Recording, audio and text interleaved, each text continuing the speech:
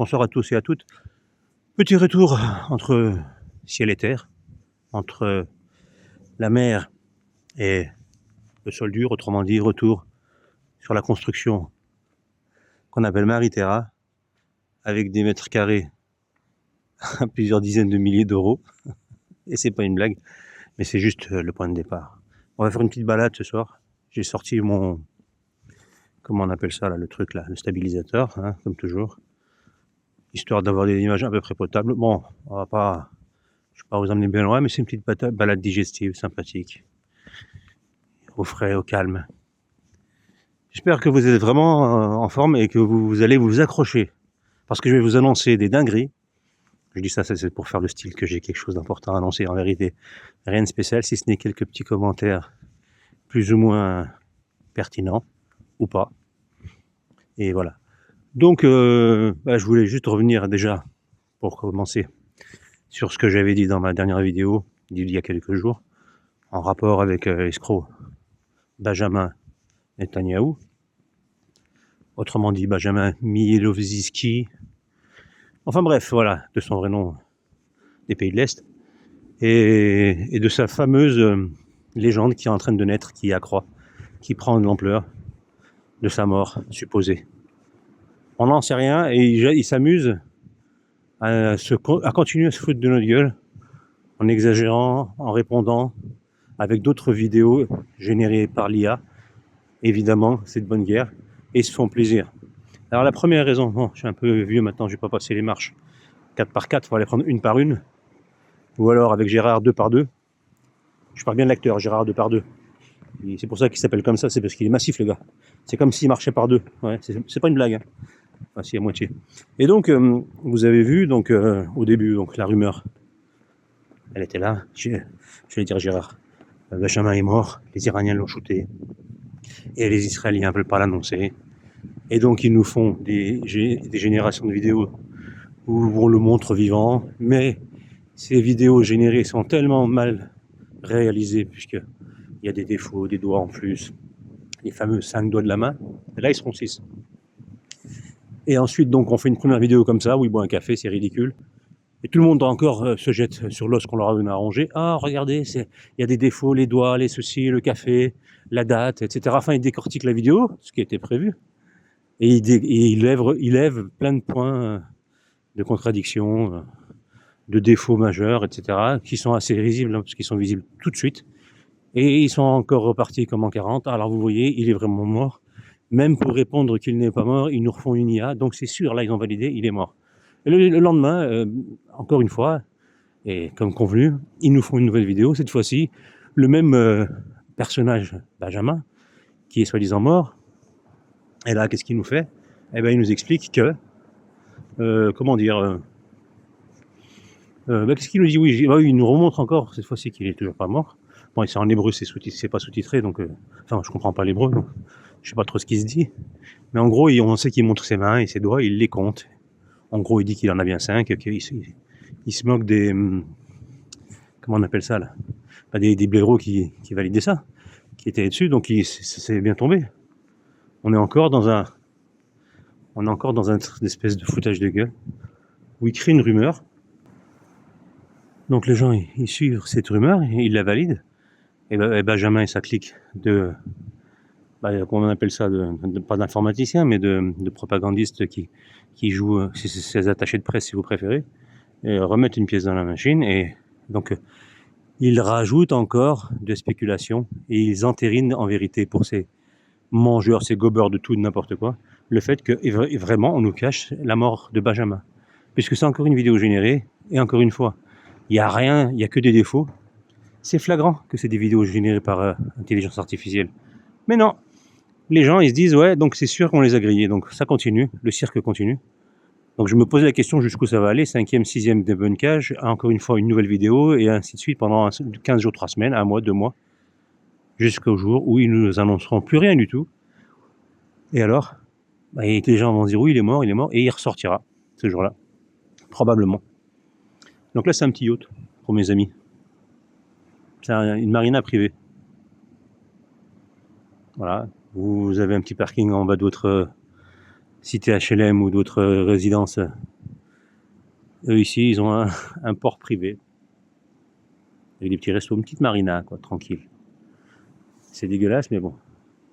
Il y a des gens qui payent des millions pour ça. Alors on va pas se plaindre, hein. Ça fait de l'embauche, ça fait je ne sais quoi d'ailleurs. Dire que ça fait rêver des gens, ça, c'est fou, hein.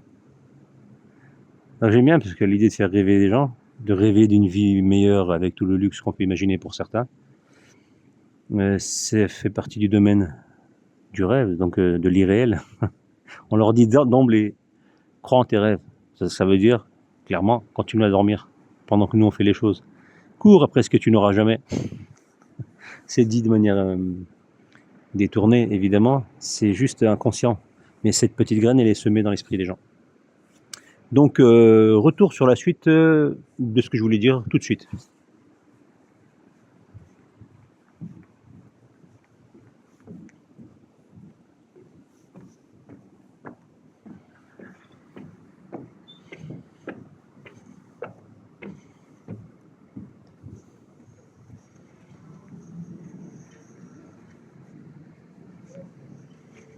Alors, l'intérêt de commenter cette histoire de Benjamin, mort, pas mort, mais oui, donc Charlie, est-ce que les cérébrés vont continuer à jouer ce jeu du chat et de la souris, plutôt du chat et du mouton, qui vont absolument encore interpréter systématiquement.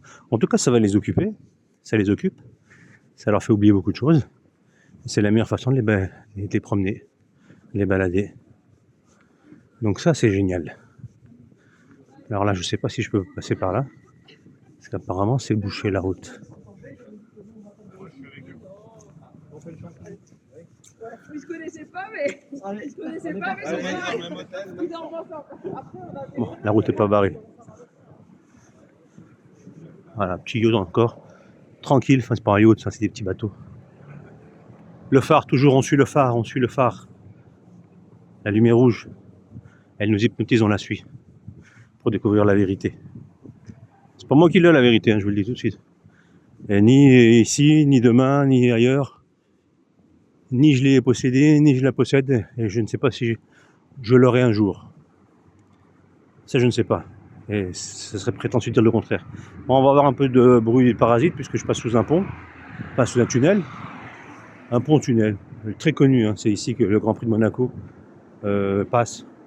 Dans ce grand virage qui donne sur la mer à gauche. Donc vous voyez les pylônes là. D'ailleurs, cette partie aussi est construite sur la mer, hein, comme la ville, enfin le lotissement Maritera que vous voyez là. Tout ça, déjà, ça a été gratté sur la mer il y a longtemps. Très longtemps, il y a une quarantaine d'années. Ils ont gratté sur la mer systématiquement. Mais bon, à part faire l'histoire, je vais pas ressasser ce que j'ai déjà dit dans l'autre vidéo. Donc, on continue. Et donc, on continue, mais pas seulement les discussions, mais la guerre, puisqu'on est au 17e, 18e jour de guerre, à l'heure où j'enregistre cette vidéo. Ce qui veut dire qu'au début, 4 semaines, bon, on est déjà 3 semaines, le blaireau de, comment il s'appelle, Trump, le rat crevé, nous a dit, on va attendre que les gens passent.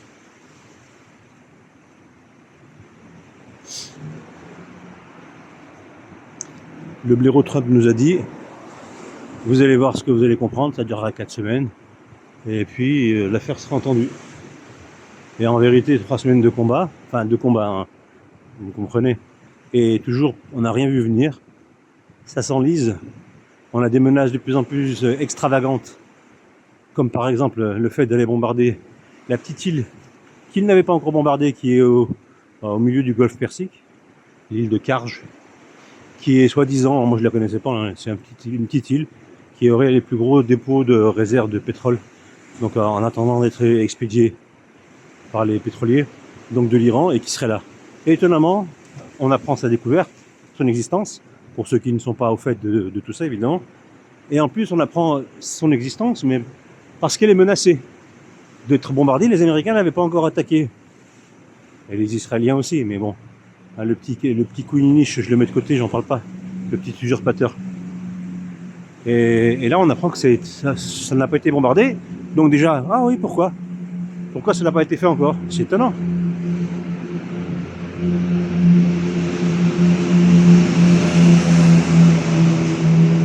Donc on se demande pourquoi ça n'a pas été bombardé. Logiquement, on attaque l'ennemi sur les ressources, parce que c'est ce qu'ils font. Donc on le détruit tout de suite. C'est le plus gros port. C'est le plus gros stockage de pétrole qu'ils ont dans la région avant d'être expédié. Donc ça couperait tout. Non. Par contre, ils nous disent que voilà, on peut faire ça. Et apparemment, ils auraient bombardé. Bon, c'est du vent. Je me dis, cette stratégie ridicule de laisser quelqu'un avec un bateau, avec la possibilité de survivre alors qu'on veut l'étrangler, qu'on veut le détruire, c'est très très étrange.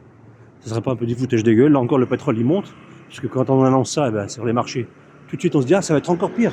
Là ils vont bombarder l'endroit où ça va encore beaucoup plus bloquer que le reste de ce qui a été fait avant. Donc les marchés soi-disant s'affolent, et ça continuera à faire augmenter les cours, et à la fin, qui va encore payer?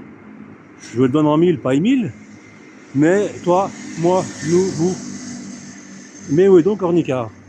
Il est à la caisse en train de payer ses 450 € pour son plein. Bon, ça c'est pour un camion. Là on est à 2 €, 2,10 €, ça dépend d'où vous êtes. 2 €, 2,10 € le litre. Ça c'est le gasoil à peu près. Pour le pétrole, pour l'essence 95, 98, on est à 5 centimes de moins. Plus ou moins, ça dépend des stations. Record jamais atteint. Et donc tout le monde trouve ça normal. C'est parce que c'est la guerre. Et comme c'est la guerre, tout se justifie. Des prix incroyablement incroyables. Personne ne s'offusque. Oui, c'est la guerre. Dire qu'il y a 8 ans en France, on est sorti soi-disant les gilets jaunes, tout ça, pour 1 litre à 1,60 €. Voilà, pour 2 €, on se dit, oui, c'est la guerre, ça change tout. Voilà. Oui, mais c'est le Covid, on peut rien faire. Oui, mais c'est ceci, on peut rien faire. Voilà. Ça marche. C'est le, comment dire, c'est le totem d'immunité. La guerre ou ce genre d'artifice qui est utilisé pour faire taire toutes les contestations et pour faire tout accepter. C'est un fatalisme. Comment on dit en arabe? La ghalab. On peut rien faire. C'est plus fort que nous. Et cet outil, cette technique plutôt, pardon, elle est utilisée régulièrement. Voilà. Et ça marche. Ça va continuer comment? Jusqu'où comme ça? Parce que là, ça commence à faire. Je sais pas. Je parle qu'en France. Hein. L'électricité pendant des années, ils nous enflent depuis des années et ils continuent à nous enfler en trouvant toujours un prétexte bidon. Oui, c'est parce que l'Ukraine, la Russie, le charbon, le pétrole, pareil, c'est déjà ça. Ça a fait des prix qui ont été multipliés par 2, 3, 4. Ensuite, ils nous ont sorti le bouclier tarifaire. C'est un bouclier qui vient nous protéger contre les attaques des augmentations. Qui les lance, ces augmentations? Qui les met en place? Je sais pas, ça tombe pas du ciel. C'est pas impersonnel, il y a des gens qui décident. Non, nous on nous a sorti que c'était la fatalité encore, la râleb, on peut rien faire, c'est comme ça. C'est plus fort que nous. Et donc cette menace invisible il y a quelqu'un qui augmente le curseur, qui fait monter la température, mais on ne sait pas qui est cette personne. On a beau mettre des caméras de surveillance, on ne voit pas. Elle apparaît pas, ça monte tout seul. Fatalisme. Allez, tout le monde accepte. Parce que qu'est-ce qu'on peut faire concrètement? À part râler, rien. À part si on peut ne pas consommer pareil, on peut essayer ou alors sortir et retourner le pays, c'est pareil, c'est pour le Covid, c'était le même blablabla. Mais ça, personne n'est prêt à le faire, jamais. Surtout pas pour des crapules qui vous tourneront le dos la première fois, donc vous n'allez pas vous faire maraver la gueule et vous faire estropier pour des connards qui en ont rien à foutre de vous. Ce qui est logique, mais moi le premier je le ferai pas. Mais il n'y a pas d'unité dans ce pays, il n'y a pas d'unité, on se reconnaît pas, on est tous clivés. Donc nos intérêts, on ne les défendra jamais. Puisque nos intérêts maintenant, c'est plus par rapport aux dirigeants et au peuple. L'intérêt, c'est moi et mon voisin. Quel est l'intérêt que j'ai à défendre mon voisin? Parce que lui, il a peut-être des trucs plus intéressants que moi à obtenir. Donc, ça sert à rien. Donc, moi, je vois pas l'intérêt pour... c'est normal, c'est bien emmené. Ça a bien clivé les choses. On va faire un petit plan comme ça, sympa. Voilà. Là, on voit des choses, là, vous voyez?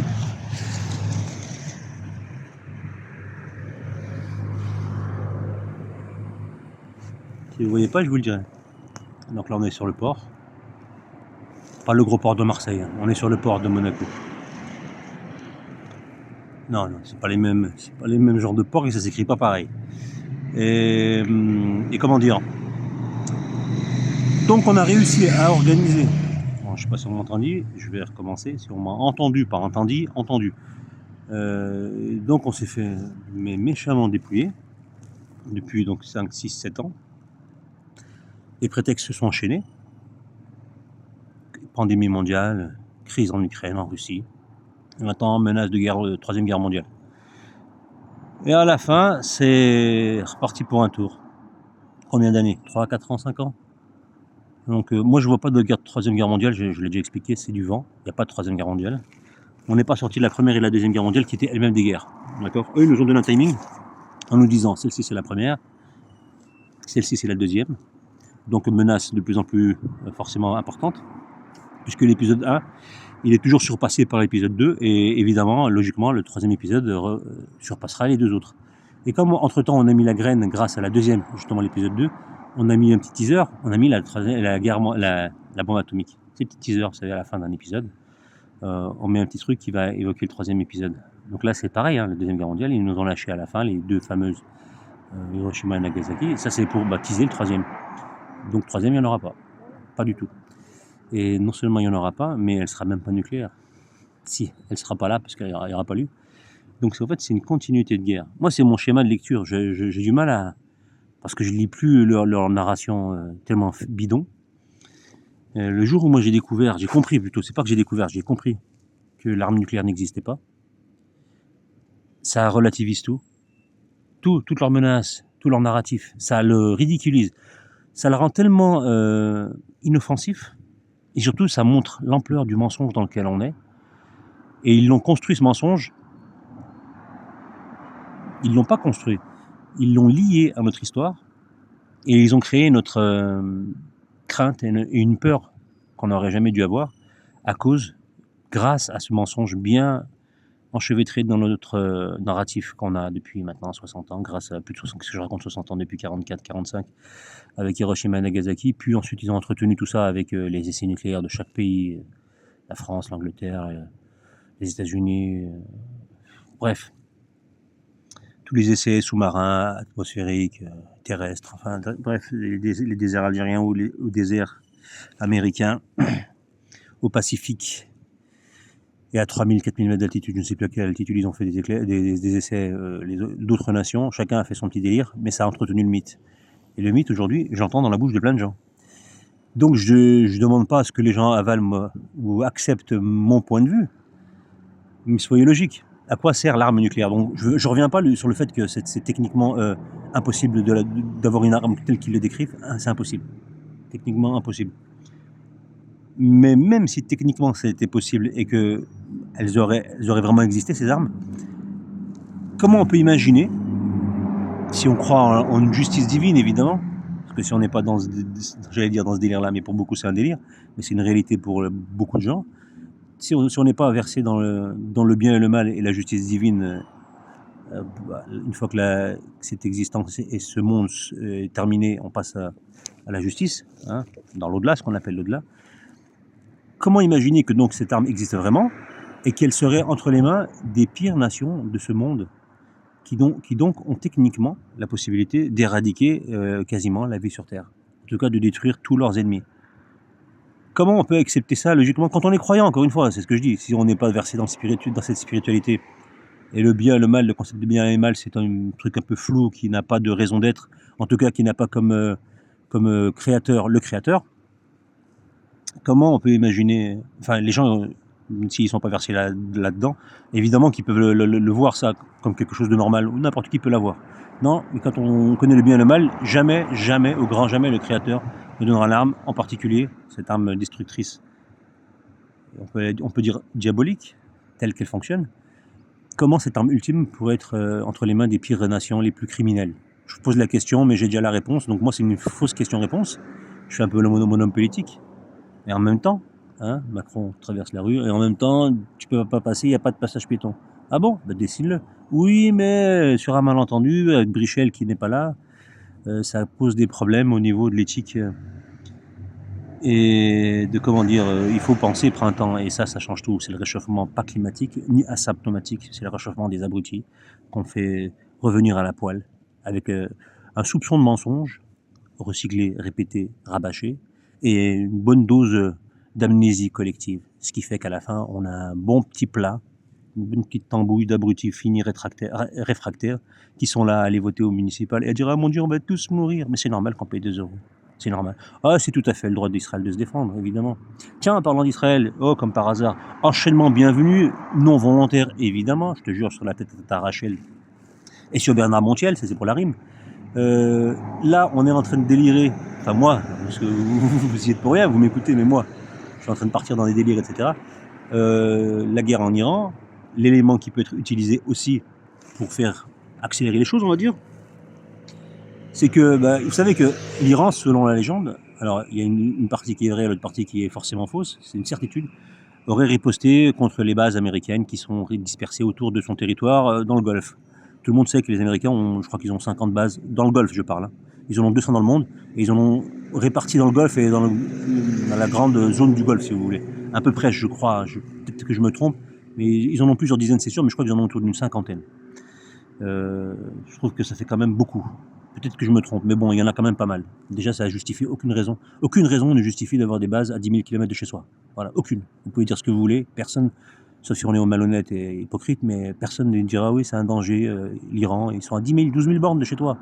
Enfin, de l'Amérique, quoi. Comment on peut dire oui, c'est un danger? Vous connaissez pas ce danger-là, moi, ils ont même pas les missiles, soi-disant, pour aller jusque-là. Si on imagine.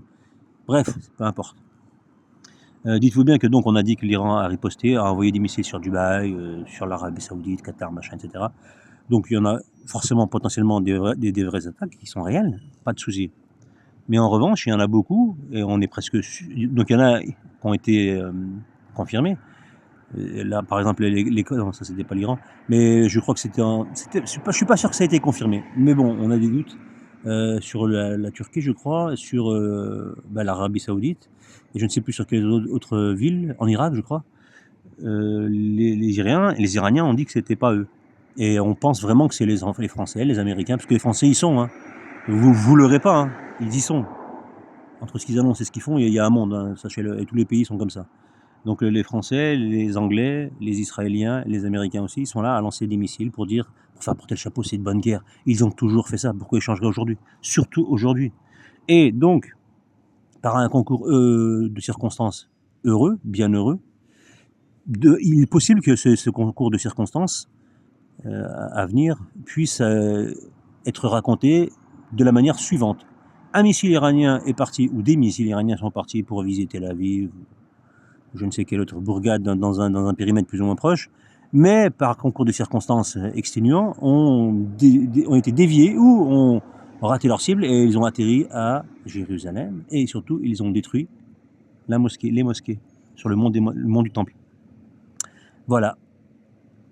C'est possible. La rumeur n'est pas nouvelle. La possibilité que ça puisse arriver, elle est réelle puisqu'on est en plein dedans. Donc ils envoient des missiles sur Israël via des drones et je ne sais quelle autre arme. À un moment ou à un autre, c'est possible que le but, au final, de cette fausse guerre, il y a des vrais morts, hein. J'entends bien les gens qui me disent attention, fausse guerre, les gens ils meurent. Évidemment, quand je dis fausse guerre, c'est une guerre mise en scène. Mais après, les morts, ils sont toujours réels, je l'ai déjà dit, hein, je le redis encore une fois. Fausse guerre, ça ne veut pas dire fausse victime, ça veut dire vraie destruction, et c'est les motifs qui sont faux. Voilà, c'est les raisons invoquées qui sont totalement inventées, fabriquées. On vous détourne les choses. On vous fait croire que c'est pour apporter la démocratie, en vérité c'est pour le chaos et voler les richesses entre guillemets, pour servir le plan du grand Israël, c'est tout. C'est toujours le plan du grand Israël à la fin, on peut après tourner autour du pot. Tout le monde va se servir forcément quand on fait un braquage. Il y a le commanditaire qui dit moi tu vas me braquer ça, je veux ça, ça, ça. Mais tous ceux qui vont participer, ils vont se faire rémunérer, ils font pas ça gracieusement. Donc le braquage de l'Irak, c'était détruire un potentiel résistant au futur grand Israël, parce que c'était une nation puissante dans la région. Détruire la Syrie, c'est la même chose, et toutes les attaques, etc. Après, vous pouvez chercher dans tous les pays. Et l'Égypte aussi, toutes les révolutions qui ont été provoquées, etc. C'était voulu, hein, c'est jamais tombé du ciel. Et donc toutes ces nations ont été déstabilisées par des braqueurs qui ont été mis à contribution parce que l'État imposteur d'Israël tout seul ne peut rien faire. Donc il a engagé des agents via leur armée, voilà. Et ils ont dû faire avaler la pilule, chaque nation, à leur population pour dire non, on va défoncer les Irakiens parce qu'il y a une menace chez vous. On crée du terrorisme, on l'importe, etc. On fait croire on crée ce genre de choses, de justification, pour pouvoir ensuite, encore une fois, endormir les réactions des populations qui diront oui, mais on a eu un attentat, il y a eu quand même 20 morts. Il y en a plein d'attentats qui ont été commis et qui ont provoqué quelques morts à des dizaines de morts. Bon, je ne reviens pas sur le Bataclan et tout ce qu'il y a eu en France, les derniers 2015, tout ça. Même avant. Mais en 2015, c'est du foutage de gueule, c'est Mossad de A à Z. Hein. Vous pouvez dire ce que vous voulez, vous pouvez penser tout ce que vous voulez de A à Z. Bataclan, Stade de France, les terrasses, Mossad, A à Z. Après, ils ont pris des blaireaux des cités, qui les ont dirigés, qui les ont laissés faire, qui les ont emmenés. Tout est flou. Et à la fin, c'est eux qui balancent en pâture. Soit on les fume, soit le dernier, je ne sais pas pourquoi il est pas mort, là, Abdesalam, ou je sais pas comment, qui est vivant étonnamment. Bizarre, très bizarre. Mais bon, c'est pas trop ce qu'il dit. Il dit des choses, mais il balance pas encore ses dirigeants parce qu'il sait qu'il va mourir tout de suite. Peut-être même qu'il est mort, on ne sait pas. Mais bon, bref, peu importe. En tout cas, on a toujours ce baratin. Donc, et à la fin, attentat chez vous. Donc vous justifiez. Oui, d'accord, c'est vrai. Allons dessouder des gens qui nous ont rien fait. Oui, mais ils nous ont fait un attentat. Qui l'a fait ton attentat? Qui l'a fait? Est-ce que tu es sûr que c'est eux? Où elles sont les preuves? Quand on regarde ce qui est donné comme preuve, c'est que des incohérences grossières, beaucoup plus grossières que les vidéos de IA de Benjamin. C'est encore plus visible que c'est un coup monté. On connaît les gens depuis des années. On les suit. Ils sont très très limités intellectuellement. Hein. Et le pire, c'est qu'ils communiquent leur plan via SMS et via, je crois que c'était WhatsApp. Je parle du 2015, le Bataclan et les attentats des terrasses. Je crois que c'est ça.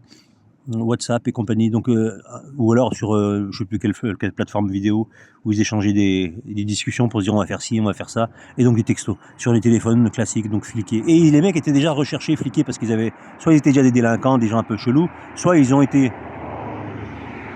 incriminés dans des histoires d'associations de malfaiteurs ou en rapport avec des trucs terroristes. Donc ça permettait de les fliquer. Ils avaient leur téléphone sur écoute, tous leurs moyens de communication sur écoute. Ils savaient ce qu'ils allaient faire, ils les suivaient à la trace et à la fin ils les laissent passer soi-disant à l'acte. Ils avaient besoin de cette tête d'affiche qui arrivait, des blaireaux qui n'ont même pas compris dans quoi ils s'engageaient.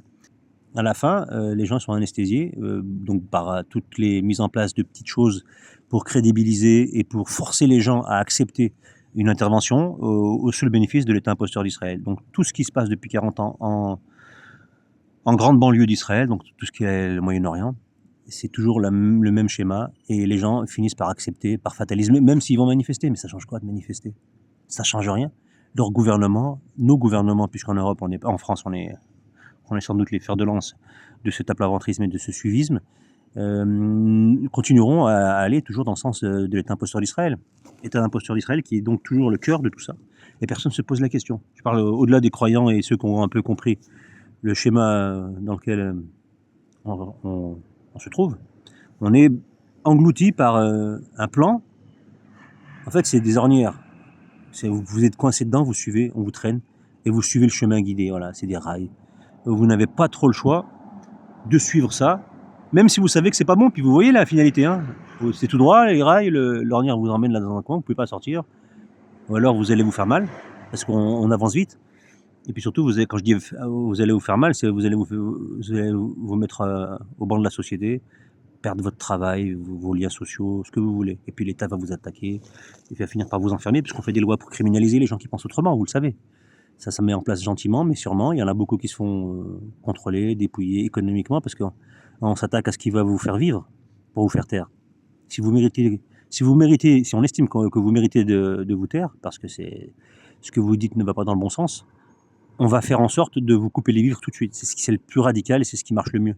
Donc gel des comptes bancaires, on vous fait perdre votre travail évidemment, et on vous attaque pour vous demander des dommages et intérêts, parce que pour X attaques, pour X propos, et à la fin c'est 10 000 par-ci, 5 000 par-là, 15 000 par-là, plus rien sur les comptes, tout est gelé. Faites comment vous êtes mort. Ça c'est facile à faire, hein. Ils le font et ils le multiplient. Ils ont fait ça à plein de personnes, à Nice en particulier, une jeune demoiselle, j'ai oublié le nom, qui s'est fait arrêter, qui a fait de la garde à vue parce qu'elle avait organisé des manifs pro-palestiniennes à Nice. Interdite par la préfecture et évidemment également interdite par le tréssioniste Christian Estrosi, qui est en train de racoler Mskin. Il s'est fait défoncer à l'élection de la mairie là, par le petit zozotant Éric Ciotti. La honte. En plus, le pire, c'est pas qu'il est petit, il est très petit. Punaise, moi je pensais qu'il était juste pas très grand. Mais je l'ai vu aujourd'hui aux infos dans la ville en train de marcher, et tout le monde le dépasse, les femmes, les enfants, les adultes. Quelques gonzesses le dépassent pas, des vieilles, petites. Donc j'imagine que le gars il doit faire 1m50. On est proche du nanisme, hein, là, pas loin. Bon après, je critique pas, mais ça me fait marrer. Ce qui veut dire qu'une fois que je repasse du coq à l'âne, parce que voilà, le sujet des municipales est totalement inintéressant. Ce qui veut dire que si jamais, malheureusement, les Américains, enfin pas les Américains, les Iraniens envoie un missile ou plusieurs missiles sur Al-Aqsa, Al-Quds, pardon. Al-Quds, c'est la mosquée, la fameuse, mais pas celle, c'est pas le dôme du rocher, c'est le dôme du rocher, c'est pas le dôme en or. Ça, c'est la plus petite. C'est pas la vraie, je veux dire. Le dôme du rocher, il a le toit argenté, enfin grisonnant, gris verdâtre plutôt. Et il est un peu en retrait. Et dessous, il y a le rocher de la fondation, ce que les Juifs vénèrent d'ailleurs.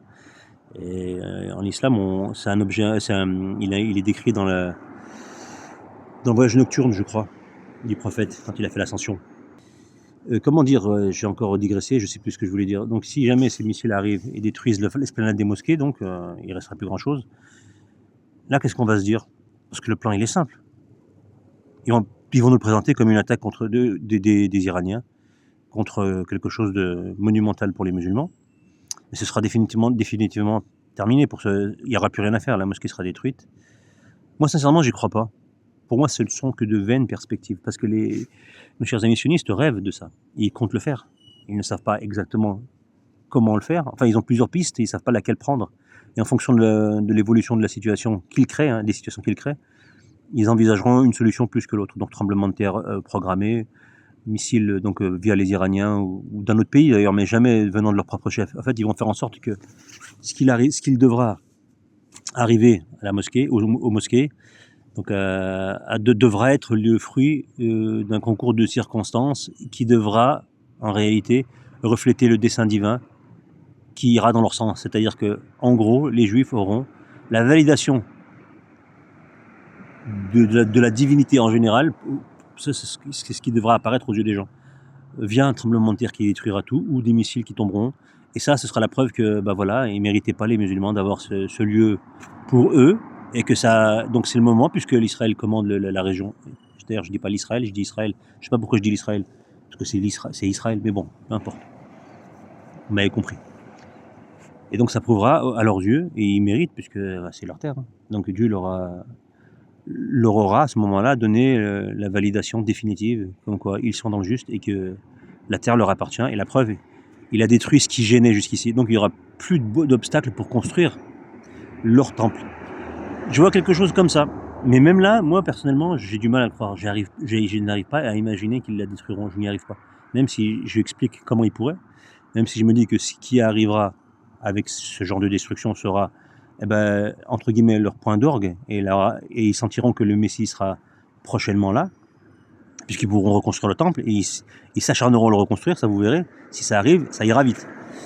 Mais j'y crois pas. Mais le problème qui se pose là, parce que c'est que ça, toutes ces guerres à l'Iran, machin, je vous le dis encore une fois, les Américains, au Moyen-Orient, tout le temps, à la fin, toujours Israël est là dans l'histoire, tout le temps, systématiquement. Ce petit pays a systématiquement provoqué des guerres, il est toujours gentil, il est jamais vu comme le méchant, il peut faire les pires atrocités, toujours il sera absous, tout le temps, systématiquement. Il n'y a aucune exception. Comment on peut m'expliquer justement cette exception incroyable que représente Israël, son comportement, ses mœurs, ses crimes, ils sont toujours innocents. Ils sont innocents, c'est pas des crimes. Ils sont innocents de tout. Même l'innocence, il a dit la vérité, je peux rien pour lui. Il peut pas être plus innocent que l'innocence, même s'il est coupable. Ça s'annule. Je sais pas. Si Israël était une personne, elle irait jouer au loto, elle gagnerait tout le temps. Même si elle joue pas. Et pas le petit loto à 5000 balles. Je parle du loto à 400 millions d'euros, pardon. Ou de francs, ce que vous voulez. Il gagnerait. Il jouerait au foot, 1 contre 11, Israël, elle gagne. Ouais, elle gazerait tout le monde, elle droguerait les gens, mais elle battrait tout le monde. Tout le monde. Voilà. Alors qu'elle jouerait avec une raquette de tennis. Ah, et elle gagnerait quand même. C'est incroyable. C'est incroyable. Bref. Moi, je le vois comme la preuve que cet État est tout sauf dirigé ou prévu par des humains. Non, il y a quelque chose qui passe au-delà de la volonté humaine, du côté obscur des choses. Pour ne pas dire le côté de la guerre des étoiles, vous connaissez? Le côté obscur. L'étoile noire. Oh, l'étoile, tiens, encore une fois des étoiles. Vous savez, les étoiles, c'est dans la légende qu'on a réussi à faire passer à l'humanité. Quand vous prenez un choc, vous voyez des étoiles. Quand on est perdu dans nos pensées, t'as la tête dans les étoiles. Quand on se prend pour Thomas Pesquet, on a la tête dans les étoiles. Ou dans un laboratoire, ou dans un état de conscience altéré. La conquête spatiale, ça s'est passé beaucoup dans la tête. Ils disent vrai, hein. Ils disent vraiment qu'ils y sont allés parce qu'ils y sont vraiment allés pour eux. Mais c'était dans leur tête. Conscience altérée, trauma, etc. Je vous laisse chercher après, si vous estimez que c'est du vent. Libre à vous. Vous avez tout à fait le droit. Je dirais même que vous avez raison de penser ça. Il n'y a pas de problème. Chacun pense comme il veut. Chacun va Benjamin Netanyahu avec 6 doigts dans une vidéo IA et il va sortir les popcorn El Champomy. Libre bouffon si tu nous écoutes. Et pour les autres, libre arbitre est votre maître, hein, et à vous de choisir en libre conscience ce que bon vous semble et ce qui est le plus vrai pour vous à vos yeux et d'y croire ou pas. Alors c'est quoi la finalité de tout ça? Est-ce qu'il y a une finalité d'ailleurs? Bonne question, parce qu'on ne le saura pas. Dans un avenir plus ou moins proche, les prochains jours, prochaines semaines, on va avoir des débuts de réponses, mais ce ne sera pas définitif. Je parle pour l'orientation du conflit qui se passe actuellement au Moyen-Orient. Donc probablement que l'Iran... Moi je pense qu'ils vont quand même avoir... Parce qu'ils sont en train de nous expliquer qu'il y a quand même des frappes qui atteignent leur cible et qu'Israël subit des dégâts. Pourquoi pas? Pourquoi pas, hein. Je me dis tout est possible. Et je pense qu'ils vont nous emmener à un truc qui va traîner un peu. Vraiment traîner un peu. C'est-à-dire que là, c'est parti pour durer. Comme je le disais tout à l'heure, il nous annonçait 3 semaines, un mois, Trump, tout le monde sait que c'est faux. Évidemment, il n'y a pas de guerre qui est prévisible au niveau du temps. Là, on est à 3 semaines, 17e jour, donc 3 semaines. Là, comme on voit que ça tient, ça va durer quelques temps, peut-être 3-4 mois. Si je parle d'une tension avec des combats ponctuels, des grosses pertes à droite et à gauche, des choses qui vont faire un peu le choc. Est-ce que ça va durer comme à Gaza 2 ans, 3 ans, je ne sais pas. En attendant, ils continuent à massacrer Gaza, toujours. Ils ne vous le montrent pas forcément, mais on sait que ça continue. En Cisjordanie, ils n'ont pas lâché l'affaire. Ils sont dessus, hein, et ils lâcheront jamais l'affaire. Et le Liban également, ça progresse gentiment. Ça va continuer à attaquer. Donc pendant que vous regardez, qu'on regarde l'Iran et le Moyen-Orient, le Proche-Orient, lui, est donc vraiment en train de se faire piller, encore une fois, territorialement, humainement, parce qu'il tue des gens, et personne n'y trouvera à dire. Je le rappelle encore une fois, il y a une semaine, je ne sais plus combien de temps exactement, mais il n'y a pas très longtemps, Israël a quand même juste demandé, après quasiment 700 000 habitants du sud Liban, frontalier donc avec Israël, de dégager, sinon ils allaient transformer ça en quelque chose qui ressemble à Gaza. Autrement dit, ils vont raser. Et dans un État souverain, ils disent ça à des gens, barrez-vous. C'est comme si l'Italie disait au sud de la France, à toutes les Alpes-Maritimes, là où je suis, barrez-vous, sinon, barrez-vous tous. Sinon, on va raser tout avec notre armée, nos avions surtout, enfin nos avions américains. Bon, les Italiens, c'est différent, mais je te donne un exemple pour qu'on comprenne, proche de nous. Les gens diraient quoi? Mais ça va pas, c'est une déclaration de guerre, on doit attaquer, on doit se défendre. Et ce serait logique. Non, là, les Américains et les Israéliens, donc les Américains, mais les Israéliens, ils peuvent menacer les gens, leur dire je vais vous détruire. Un pays voisin, autonome, enfin normalement, qui est censé avoir une armée. Eh ben non, les gens ils partent parce qu'ils savent de quoi est capable Israël, ils n'ont aucune morale, ils sont sortis de l'humanité, hein. Ils sont sortis de l'humanité, c'est tout. Vous pouvez les considérer comme une nation humaine. Je parle pas des populations, je parle encore de leurs dirigeants. Encore que de la population, il y en a pas mal qui soutiennent ce gouvernement, même si de plus en plus on commence à se chier dessus. C'est pas sur le fait ils trouvent ça immoral, c'est qu'ils ont juste peur pour leur ganache, c'est tout. Hein. Pour la majorité, c'est ça. Peut-être pas la majorité, je suis pas dans un truc, mais on voit beaucoup de gens qui sont pas contre, et donc on les voit fêter les bombardements, les morts et tout, donc bloquer les camions qui apportent la nourriture, ils les bloquent, ils laissent pourrir la nourriture, ou ils la volent, ou ils la détruisent sur place. Donc ça, c'est de la population, donc je suis désolé. Puis ils s'en vantent, ils se filment, enfin bref. C'est pas comme si je disais des choses sans preuve. Il y a que ça sur Internet, des preuves de leur forfaiture. Donc, vous pouvez dire, c'est les opposants, les contradicteurs, vous pouvez dire ce que vous voulez.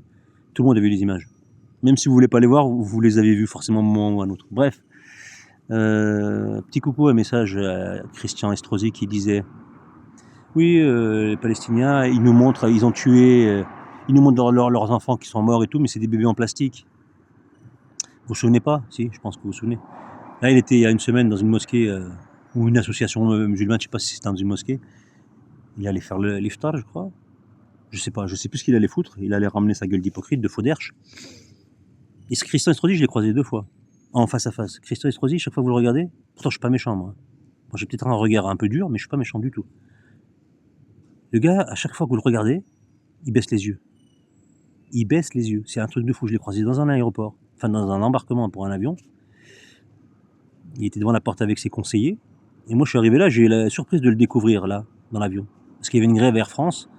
Et là, les avions, il était député, je sais pas quoi à l'époque. Je vous dis ça, il y a 15 d'années, c'était en 2010-2011. Et Air France faisait une grève. Et je l'ai déjà raconté ça. Et il y avait donc, ils ont été prioritaires sur les vols qui existaient encore, qui n'étaient pas impactés. Donc EasyJet ne faisait pas la grève puisque c'est pas Air France. Donc ils ont été mis en première classe, je suppose, et ils sont rentrés les premiers en fait. Ils étaient déjà devant la porte d'embarquement. Moi je suis arrivé avec le tunnel. Et on a enregistré nos tickets, on avait validé nos tickets, puis on était plusieurs à arriver. Et quand on s'est pointé, on a eu la surprise, parce qu'on pensait être les premiers, à trouver 5-6 personnes, en costard, cravate, tout ça bien habillé, avec leur petite mallette. Et dans le lot, je vois cette tête. Je m'approche, je suis en face de lui, je me dis putain, mais c'est Christian Estrosi. Je le fixe. On était plusieurs, j'étais vraiment en face de lui. Le mec, il a baissé la tête tout le long qu'on l'a regardé. Il a baissé la tête jusqu'à temps que l'hôtesse de l'air ouvre la porte. Ils sont rentrés, ils sont mis comme des petits voleurs. Parce qu'on les regardait, ils avaient rien à dire, c'était des hypocrites, c'est des lâches. Alors qu'on était juste en face comme ça. Et je l'ai recroisé il y a 1 an ou 2, je sais plus. Pareil. Il est là, il monte sa gueule, puis quand vous le regardez, en fait, il doit lire le message des gens dans les yeux. Genre espèce d'escroc, espèce d'hypocrite. Ton baratin il marche pas, tes postures publiques ridicules qui puent l'hypocrisie ne fonctionnent pas. Bref, c'est lui le principe, l'inventeur de la air kippa. La air kippa, pour ceux qui ne connaissent pas, c'est comme le airbag, mais c'est une kippa. Autrement dit, vous êtes dans une situation, n'importe laquelle, vous êtes un représentant de l'État ou d'une mairie, d'une ville, donc un maire par exemple, ça s'adapte très bien à Christian Estrosi. Vous êtes en représentation et vous avez besoin de vous faire adouber ou de vous faire de vous apporter une immunité ou une crédibilité que vous n'avez pas. Et donc vous avez besoin d'un soutien fort. Hop, urgence, comme si c'était un choc. À ce moment-là, d'un seul coup, il y a quelque chose qui se passe et de votre col, boum, ça gonfle. Si vous avez une chemise, ça marche aussi, hein, mais une veste, ça marche très bien. Et d'un seul coup, boum, ça sort, ça gonfle, et c'est une kippa qui sort. Hop, elle se pose directement là où il faut. La air kippa. Et à ce moment-là, vous avez l'immunité, la crédibilité, je ne sais pas quelle autre débilité qu'on peut imaginer, et ça vous assoit tout de suite avec une présence, une légitimité verbale qui ne sera pas contestée parce que la air kippa vous protège des racontars et des opposants, parce que danger de l'antisémitisme. Air kippa. C'est un concept. Bon, c'est moi qui l'ai inventé, il ne l'a jamais déposé. Bref, tout ça pour dire quoi? Je ne sais plus. Mais au final, voilà, soyons vigilants quand même, parce qu'il nous amène vers des suites. Je parle vraiment encore de cette guerre, où on va toujours être surpris par ce qui se passe. Et encore une fois, tout va flamber, parce que le pétrole, c'est pas que le prix de l'essence qui va nous impacter. C'est les transports, forcément, d'office. Donc tout ce que vous allez acheter, tout ce que vous allez importer, comme c'est 80% des produits qu'on achète en France, c'est importé, donc ça vient d'Asie, etc. Plus nous, on commande, on se fait beaucoup livrer plus qu'autre chose. Et les magasins se font livrer, etc. Tout ça va augmenter, donc la nourriture va augmenter, tous les produits vont augmenter, parce que c'est ce qui s'est passé il y a 2-3 ans avec l'Ukraine, la Russie. Bon, est-ce qu'il n'y aura peut-être pas de rupture d'huile et d'œufs? Bon, encore que les œufs, il y en a toujours, mais bon, ça c'est encore un autre débat, c'est une autre raison. Mais on va être encore dépouillé, voilà, tout le temps. Que ce soit les énergies, que ce soit l'alimentaire, que ce soit les voyages. Alors, les voyages, si vous rentrez au bled ou ailleurs, je ne sais pas si ça va être impacté, parce que c'est en particulier pour les pays comme l'Algérie, où je pense que les avions, encore que s'ils achètent du pétrole, ils partent avec le plein, mais ils le font aussi à l'étranger, les pleins, donc ça va augmenter les prix. Mais tous les pays qui ne sont pas entre guillemets pétroliers, mais même, voilà, comme je le disais, même ceux qui sont pétroliers, tous vont faire augmenter leur prix du billet, c'est une certitude. Je connais quelqu'un qui vient de Finlande, qui me disait, ici à Monaco, il y a plein de gens de tous les pays, et tout le monde et c'est international ici. Donc je parlais avec des Finlandais, qui parlent français évidemment, qui m'expliquaient que leur compagnie a annoncé dans les prochains mois, même pas les prochains mois, je crois d'ici un mois, ouais, dans les prochaines semaines on va dire, une augmentation de 30% sur leurs billets, d'office. 30%, hein, pas 5 balles, pas 5%, 10%, 30 balles, 30% pardon. Ce qui veut dire un tiers du prix, c'est un truc de fou. Et ça c'est le premier effet qui se coule. Est-ce que ça va rester à 30% ou ils vont encore rajouter 10% ici, 10% par là, et puis à la fin de l'année on aura doublé les prix, et triplé, je ne sais pas. Ça va devenir de plus en plus compliqué de voyager, de plus en plus cher. Donc si vous avez des réservations à faire pour l'automne ou pour l'été, dépêchez-vous. Si c'est pas encore fait là 3 mois avant, c'est chaud. Et les prix vont être violents. Donc ça c'est le début, donc le dépouillage est en règle, continue. Et ça c'est le début. Je ne sais pas à quelle sauce on va être mangé, mais ils tiennent quelque chose d'intéressant pour eux. C'est pas le fait de faire la guerre et de défaire l'Iran, c'est de nous défaire nous avec cet étranglement économique qui se met en place gentiment et qui va durer visiblement. Je ne l'espère pas, mais c'est mon ressenti quand j'analyse comme ça. Mais comme les choses vont vite et comme les choses parfois se contredisent, à croire que des fois ils ont un plan et que leur plan Ah, il y a un petit couac. Ils sont obligés de retravailler le plan et de revenir ailleurs, à droite à gauche. Je ne sais pas. Donc ils prennent du retard, ils font 3 pas en avant et 2 pas en arrière. Et ensuite, des fois, ils partent à droite, puis finalement, c'est pas super bien cette piste. Ils reviennent à gauche et après, ils font un stand-by, etc. Vous savez, c'est toujours comme ça. Ils ont toujours fait comme ça. Donc on va voir ce que l'avenir nous réserve. Peut-être une nouvelle pandémie pour arranger les choses. Peut-être pas. Un attentat stupéfiant, je ne sais pas. Coupe du monde aux États-Unis, peut-être, peut-être pas. Ou quelque chose de choquant. En tout cas, ils ont besoin de quelque chose de choquant. Que ce soit attentat ou autre chose qui devrait arriver. Et donc le plus choquant, évidemment, ce serait la destruction d'Al-Quds et des lieux saints de Jérusalem islamique. Et donc ça leur permettrait de faire avancer leur plat. Et en particulier, ça me revient, je repense à ce que je voulais dire, pour parler de messianisme pur, parce que c'est ça l'idée quand même.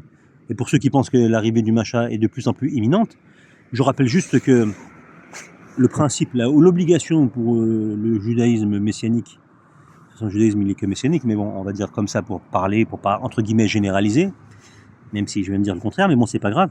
Le messianisme sioniste, on va dire, alors voilà, le messianisme sioniste, il impose d'avoir reconstruit le temple, et c'est une condition sine qua non pour que ensuite le Messie apparaisse et intervienne. Si le temple n'est pas reconstruit, et pas reconstruit ailleurs, reconstruit sur sa place, ce qu'ils disent initial. Autrement dit, ils disent que c'est là où il y a la mosquée Al-Quds. Oui, Al-Quds, c'est ça. Donc, comment on fait? Il faut qu'elle soit détruite, ce temple, cette mosquée, pardon. Sinon, leur Messie ne viendra pas. Et le Messie, il l'attend. C'est une condition sine qua non pour qu'il dirige le monde, pour qu'il apporte, entre guillemets, la félicité, la paix, etc. Enfin, leur paix à eux, hein, évidemment. Donc, comment on fait? Donc, ça sous-entend, même si j'ai vraiment du mal à l'accepter, ça sous-entend qu'ils vont vraiment le détruire. Oui, alors ils vont faire semblant, faux semblant. J'en parle dans mon livre. J'ai un livre qui s'appelle Un fauteuil pour deux. Ceux qui ne le connaissent pas, je vous donne l'info. Je vais me faire mon autopromotion tant qu'à faire, puisque personne ne le fait. Et vous trouverez le lien pour vous le procurer sous cette vidéo. Il est complet sur l'Amérique, sur Israël, sur l'antiquité des cultes, quel est le culte qui est pratiqué aujourd'hui par le sionisme, mais qui trouve son origine au-delà de ce qu'on peut imaginer et de ce qui est communément admis. C'est bien déguisé, etc. Donc on remonte, on passe différentes périodes historiques à la lumière de ce qui ne passe pas du tout sur les antennes ni sur les vidéos YouTube. Je n'ai jamais entendu parler quelqu'un de cette manière-là sur leur culte. Alors il y a des convergences sur certaines discussions, sur certains débats, sur certaines informations, mais pas de cette manière-là, pas dans la globalité de ce que j'évoque et des pistes que je détaille dans ce livre. Donc je vous le conseille fortement parce que j'explique beaucoup de choses que je survole parfois en vidéo, mais j'ai pas envie de m'attarder en fait. Et c'est comme sur le schisme, on m'a parlé de qu'est-ce que c'était le schisme, tu connais pas le schisme. J'en parle, il y a un chapitre entier là-dessus, le dernier qui s'appelle Un fauteuil pour deux, j'en parle et j'explique mon point de vue sur ce qu'est le schisme, comment il fonctionne et à quoi il sert. Voilà. Entre autres, donc c'est pour ça que je ne m'attarde pas. Et je rappelle une dernière fois à la personne qui m'avait laissé un message, t'as quoi contre les chiites? Absolument rien. J'ai absolument rien contre les chiites. Par contre, je décris ce qu'est le chiisme, voilà. Et sa volonté d'aller qui converge, au judaïsme sioniste, c'est tout. J'ai rien contre eux, c'est un fait. Comme je n'ai rien contre le judaïsme sioniste, je le détaille. Et j'explique qui il est. Je ne dis pas, je les déteste parce que je les déteste, non. Je les détaille ce qu'ils sont. Si je détaille quelque chose qui est dégoûtant et répugnant, je n'y suis pour rien. C'est pas moi qui ai créé ça. Je fais un constat. Après, je fais un constat que les gens n'ont pas vu. C'est la différence, elle est là. Certains l'ont vu, évidemment. Je suis pas le pionnier, je suis pas le seul, j'ai pas cette prétention. Mais ce n'est pas répété, ce n'est pas dit. Puis parfois les gens s'en foutent, ou ne connaissent pas, ou ne cherchent pas à savoir. Ça ne leur est pas arrivé aux oreilles.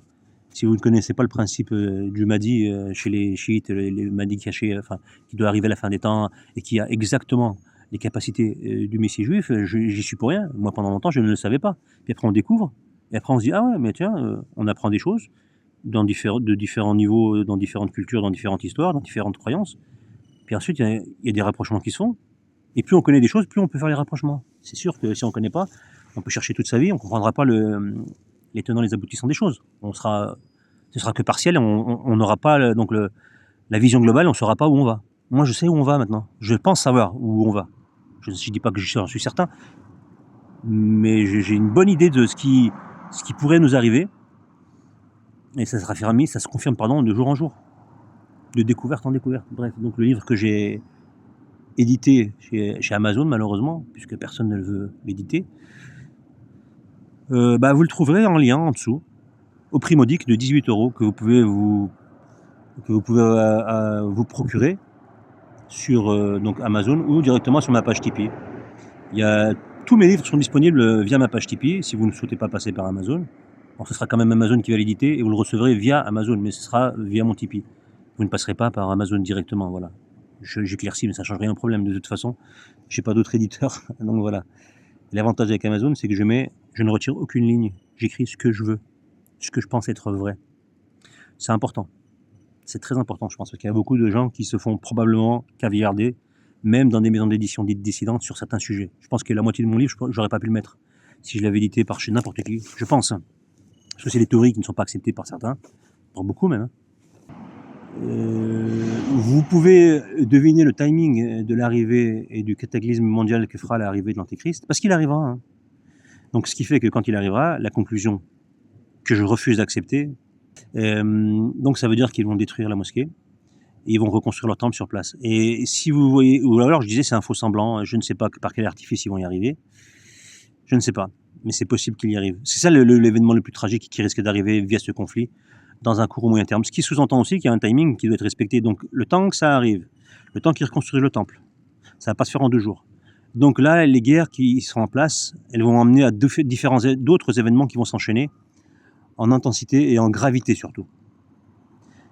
Et la vraie guerre, elle concernera vraiment que cette zone vraiment où il y aura beaucoup de malheur. Comme on dit, malheur aux Arabes d'un mal qui s'approche. Hadith très connu, malheur aux Arabes, malheur aux Arabes. 3 fois il l'a préfet. Il a répété le prophète, sallallahu alayhi wa sallam. Il l'a répété 3 fois. Il a lié ça avec Gog et Magog, parce qu'il avait fait un rêve prophétique qui liait l'ouverture de la brèche du mur de Gog et Magog, qui les retenait, et il a lié ça au malheur aux Arabes. Parce que c'est une fois que Gog et Magog sont libérés, donc ils ont été libérés du vivant du prophète, puisque c'est un rêve qu'il a fait pendant son vivant, ce qui sous-entend donc qu'ils sont libres depuis plus de 1500 ans. Et ils ont sûrement, probablement, comme le disait le cheikh Imran Hussein, que je trouve sur ce sujet, mais au-dessus de tous, il a prouvé que c'est eux qui ont façonné ce monde moderne. Si vous voulez plus d'infos sur ce que dit le cheikh Imran Hussein, Jérusalem dans le Coran, Gog et Magog à l'époque moderne, c'est ces 2 livres. Qui sont en français, gratuitement disponibles en PDF, hein, vous les trouverez sans problème. Pour moi, c'est très très très très très fort. C'est difficile de le contredire sur ces 2 livres là-dessus. Je ne parle pas de sa vision sur Trump, l'arme nucléaire, je occulte ça volontairement, c'est pas le sujet. Mais pour ce qui est ces 2 livres, pour les thèses qu'il développe, les informations qu'il donne, je peux que reconnaître qu'il a été tellement visionnaire. Et donc voilà. Lisez, relisez pour ceux qui l'ont déjà fait. Vous allez voir que difficile de faire plus précis, de faire plus clair. Moi, mon expression que j'utilise régulièrement, je l'ai redit, quand je dis l'État imposteur d'Israël, je l'ai emprunté à 100% au cheikh Imran Hussein, parce que je la trouve tellement pertinente cette appellation, ça veut tout dire. Je l'ai juste adapté à United Fake of America. Ça c'est moi qui développe ce nom depuis quelques années d'ailleurs. United Fake of America. Donc voilà. Donc deux entités fausses qui mettent le monde à feu et à sang parce qu'il y a un projet messianique derrière. Et Jérusalem dans le Coran, et le nom est volontairement provocateur parce que justement Jérusalem n'apparaît pas dans le Coran. Et pourtant, parce que c'est son nom qui a été défini dans le Coran, je crois. Non, même pas dans le Coran, parce qu'elle n'y est pas. Elle est juste définie dans certains hadiths, c'est tout. Mais elle n'est pas dans le Coran à proprement parler. On l'évoque, il y a un verset qui l'évoque. Une ville qu'on a détruite et que Dieu a interdit de revenir à la vie, quoi. Jusqu'à temps que Gog et Magog soient libérés et qu'ils interviennent, enfin qu'ils se surgissent de toutes les hauteurs. Et alors on sera plus loin de la fin des temps d'ailleurs. Donc ce verset-là, c'est sa base. Ça sous-entend que c'est Jérusalem qui est cité indirectement dans ce verset. Je crois que c'est la sourate 21. Je sais que c'est le verset 95-96. Je crois que c'est la sourate Les Prophètes 21. Je suis pas sûr de moi, je dis ça de tête encore une fois, comme toujours. Bref, donc voilà. Donc ça sous-entend que voilà, il y a des choses qui vont être assez spectaculaires, dans tous les sens du terme. Ça va être violent pour l'esprit, ça va être incroyable à voir visuellement, et ça va être un cataclysme au niveau politique, au niveau mondial. Mais Dieu guide ceux qui le suivent. L'épreuve, elle sera pour tout le monde, hein. Pour tout le monde. Après, il n'y a rien qui sera facile, mais il n'y a rien qui est insurmontable. Vous savez ce qu'il vous reste à faire, hein. C'est pas compliqué. Je parle pour tout le monde, je m'adresse à toutes les personnes de toute obédience, de toute origine, de tout sexe, de toute taille et de tout régime alimentaire. Il n'y a pas de discrimination dans ce que je dis, dans mes propos, je ne vise personne en particulier. Donc voilà, je vais arrêter, je vous laisse sur ces belles images. Je vais quand même terminer sur ma future sortie littéraire, puisque j'ai un nouveau livre qui sort, j'en parle depuis quelques jours sur cette chaîne YouTube et mon autre chaîne YouTube, puisque j'en ai deux, une ancienne et une nouvelle, enfin une nouvelle plus récente. Donc je sors un livre qui s'appelle Algéria Black Legend, qui reprend, qui démonte un vrai démontage en règle, factuel. J'ai envie d'ajouter que ce livre ne souffre d'aucune contradiction, comme dirait le libre bouffon, Madame Serfati, comme l'appelle Wise. Petit coucou à toi, salam, cher ami. Voisin du Sud, parce que je pense qu'on n'est pas très loin de ce que j'avais compris à l'époque, on échangeait un petit peu. À l'occasion, peut-être, on se croisera, Inch'Allah. Et donc, je sors un livre qui, donc, parce que j'avais déjà écrit un chapitre complet sur la colonisation fictive de l'Algérie, enfin, sur les raisons fictives de la colonisation de l'Algérie, dans mon livre que j'avais publié en 2020, ce qui s'appelait Vol au-dessus d'un lit de mouton. Et depuis quelques années, j'avais décidé de le développer pour en faire un livre. Donc, je l'ai travaillé régulièrement, recherche après recherche. J'ai gardé le corps de ce que j'avais écrit dans le chapitre, je l'ai un peu éclaté et je l'ai extrapolé. Je l'ai développé et j'ai enlevé les petites attaques, parce que je parlais beaucoup de Zemmour, de Lugan, d'Alain Soral, d'Hervé Rissen, enfin Rissen pas trop, mais de tous ces détricoteurs et ces mythos, parce qu'à l'époque ils étaient d'actualité. Aujourd'hui c'est un peu passé, c'était remonte à 6 ans, donc ça faisait pas trop logique, même si j'en parle un peu, hein, j'ai laissé, parce qu'il y a des trucs, des formules qui sont marrantes, et ça me faisait marrer. Et je voulais garder un petit ton un peu léger ou un peu moqueur, mais le reste est très, on va dire, académique. Pas dans le sens pompeux, mais on est obligé de donner du factuel, d'avoir une méthodologie narrative pour expliquer les choses, qui a fait quoi, comment ça s'est passé, ce qu'on nous a présenté, ce qu'on nous a dit, ce qu'on nous a fait croire, ce qu'on nous fait croire, ce qu'on nous fait pas croire, et ce qui est faux. Voilà. Et donc c'est ce que je suis en train de, je l'ai terminé, je suis en train de le finaliser, les petits resserrages, toutes les corrections et les mises en page, et donc il devrait sortir prochainement, je pense première semaine d'avril. J'espère pas plus tard que le 15 avril, mais j'espère vraiment le première semaine d'avril. Là j'en suis vraiment à la dernière couche, dernière touche du moins. Donc les précommandes sont accessibles, donc vous pouvez aller sur ma page Tipeee et le livre est en précommande, vous pouvez vous le procurer. Les frais de port sont déjà inclus, ce qui n'est pas le cas sur Amazon, quand il sera disponible sur Amazon où il y aura les frais de port qui doivent être de l'ordre de 3 €, mais bon, c'est toujours ça de gagner. Vous avez ces deux billets, pour l'instant c'est la précommande, donc vous n'hésitez pas à le faire. Tous les liens encore une fois seront sous la vidéo. Et donc j'ai mes différents ouvrages qui sont aussi sur ma page Tipeee, il y a des formules pour les acquérir, si vous en souhaitez 2, 3 ou les 4, ou même un seul, hein, évidemment. Il y a toutes sortes de formules qui sont proposées, donc n'hésitez pas à faire un tour, à checker. Et voilà. Et quoi dire d'autre? N'hésitez pas à vous abonner. Je le dis aussi, n'hésitez pas à vous désabonner, ce qui est le cas. D'ailleurs, j'ai eu pas mal de désabonnements. Ça reste relatif à ma chaîne, hein, c'est-à-dire à toute proportion gardée. J'ai 3100, un peu moins, j'ai 3070 ou 80 abonnés, j'en ai perdu une vingtaine. Ça fait un an, hein. Je bougeais pas, hein, j'en perdais 3, j'en reperdais 5, j'en perdais 2. Là, depuis quelques jours, une vingtaine. Je sais que j'ai perdu pas mal sur quand j'ai parlé du schisme, la vidéo de la dernière, et puis une autre ou deux que j'ai... Parce que je critique un peu les libres bouffons, Madame Serfati, ou d'autres gens de cette engeance, et du coup, il y a des fans, parce qu'ils m'ont connu majoritairement, ou du moins pour certains, via ce libre bouffon, donc ça doit les énerver, ils comprennent pas les tenants, les aboutissants, je suis pas rabâché, j'ai l'impression de parler que de sa ganache et ça me fatigue. Mais de temps en temps, une petite crotte de nez dans sa face, ça fait pas de mal parce qu'il mérite en vérité. Il mérite et il irrite. Et l'irritation mérite d'être réprimandée à coups de chips salés nasales. Ça veut rien dire cette image. Mais bon, il y en a qui les mangent, les chips nasales. Chacun fait ce qu'il veut. Et donc voilà, elle est un peu pas belle, elle est pas du tout belle cette image. Donc je vais terminer sur autre chose. Allez, on va se déplacer un petit peu, je vais avancer un petit peu pour finir. On va passer dans ce super tunnel. Là, c'est le bateau, je crois que c'est le yacht club, vous savez, c'est les trucs de riches qui se mettent ici pour se réunir. Ils ont construit un bâtiment en forme de bateau. C'est pas la classe, hein. C'est pas des gens qui savent plus quoi. Ah, c'est l'automobile club, non, je sais pas, je sais plus ce que c'est. Ouais, je crois que c'est le yacht. Il y a tous les jouabourgs qui sont ici, qui se retrouvent. Voilà, on fait ce qu'on veut dès qu'on a de l'oseille, on vous balance à la gueule, voilà. Ça me fait rire, moi j'aime bien me balader ici parce que c'est un monde en dehors de notre réalité. Il y en a des places comme ça. Vous allez à Las Vegas, c'est un autre monde. J'ai jamais mis les pieds à Las Vegas. Hein. Belle petite caméra que vous voyez là, sur le petit passage péton. Coucou la caméra.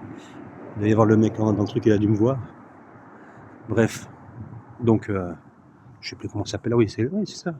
Le Yacht Club de Monaco, c'est ça. Donc les Richards, ils viennent ici. D'ailleurs, vous n'êtes pas obligé de vous appeler Richard. Hein. Il suffit d'avoir les moyens. Et que votre compte en banque dise que vous êtes un Richard. Et là, vous pouvez. Bref, donc voilà tout ce que je pouvais dire sur, pas forcément l'actualité, mais sur une petite partie de ce qui se passe. Donc l'avenir s'annonce étrange, toujours, comme tout le temps.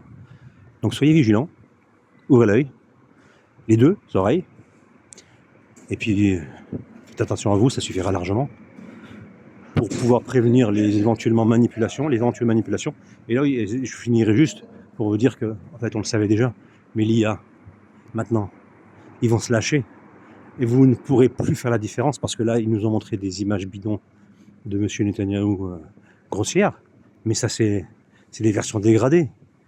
Et je suis persuadé, j'en suis certain, qu'ils ont déjà utilisé l'IA dans certaines choses, et on a vu que du feu, on les a validés. J'en suis certain. Évidemment, j'ai aucune preuve. Encore une fois, c'est la déduction de la réflexion. Et à l'avenir, ils vont nous montrer des trucs incroyables. Et là, on ne verra même plus, et personne ne me posera la question.